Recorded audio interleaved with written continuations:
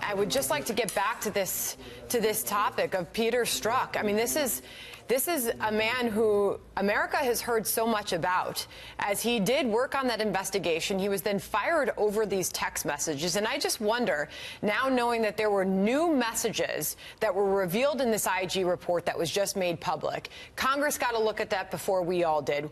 What did you think as you read those? Well, again, I have been shocked because I've had the opportunity to see, as have a lot of other people, many of the hundreds of thousands of Peter Strzok, Lisa Page texts, and they have a running commentary throughout all of these investigations, talking about insurance policies, talking about stopping it, referring to Donald Trump's presidential campaign, talking about how no American should vote for Donald Trump for president. It is absolutely shocking that this would be allowed to occur, and it is now incumbent upon FBI Director Wray and the Deputy Attorney General and the Attorney General to clean this up and make sure that the FBI is on a new track to regain the faith of the American people. And of course, there has been a major house cleaning. Most of the people, not all, but most of the people who are involved in this are now gone. That's good. But there also needs to be a lot of reform, some of them outlined in the Inspector General's report. And Director Wray acknowledged that the other day and said they are hard at work on those. We'll have him back again later this year, along with the Attorney General, to talk about the changes that they've made, given what they've learned in this report. And I know that you met with a group of Republicans that have a strong message for the FBI and the DOJ on turning over these documents, what amount to over 1 million documents from the FBI and the DOJ relating to the Hillary Clinton probe. Trey Gowdy was on over the weekend, and here was his stern warning over those documents. We don't have that ready yet, but I'll tell you what he said. He said there's going to be action on the floor this week, and here it is. There's going to be action on the floor of the House this week if the FBI and DOJ do not comply with our subpoena requests. We're going to get compliance, or the House of Representatives is going to use its full arsenal of constitutional weapons. And Chairman Goodlatte, you are part of that message as well. What is it that you're asking for? Well, he's absolutely right, and I issued a subpoena 3 months ago. Substantial portions of it have been complied with. We now have a room down at the Department of Justice. This is a very unprecedented thing where hundreds of thousands, now they say over 1 million documents are in that room, and our investigators can go and look at them unredacted and then identify the ones we want produced. But they're not producing them fast enough, and there are several other items in the subpoena separately that have not been fully complied with. We met with the Deputy Attorney General Rosenstein, the FBI Director Wray, and John Losh, the United States Attorney for the Northern District of Illinois, who has been very helpful in trying to move this process forward. He was brought in by Attorney General Sessions just for that purpose.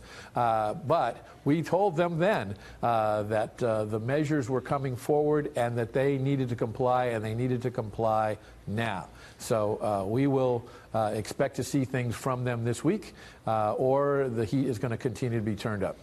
Chairman, moving on to immigration, this is something you are dealing with in a big way this week as this debate rages on. The House is voting on 2 immigration bills this week. One was written by you, said to be favored by conservatives, and a compromise bill is the other one. Axios writes in their write-up of this today, consider the Goodlatte bill dead. It's never had the votes to pass, but conservatives are happy to get a vote on it. I wanted to get your thoughts.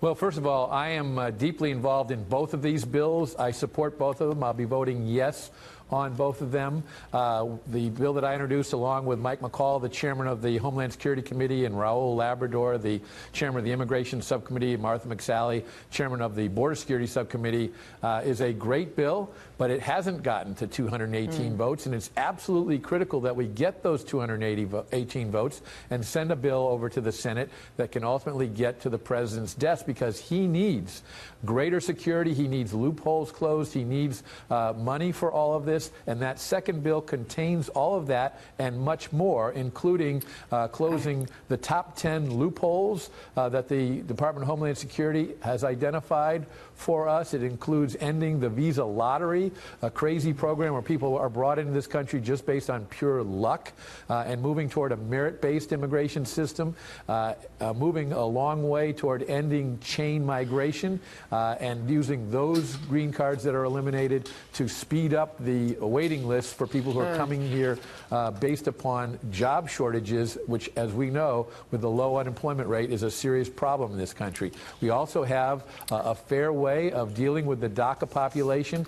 It is not a special pathway to citizenship, and it is only dealing with those people who were eligible before June 15, 2007.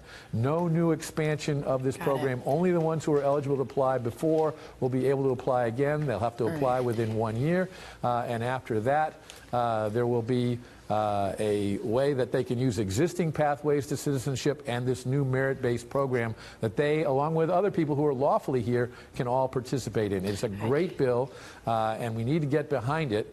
So I'll be voting yes on both of these bills. Got it. Chairman Goodlatte, we'll see what eventually makes it, if either due to the president's desk. A lot you covered for us there this morning. Thank you for coming on the program. Thanks, Sandra.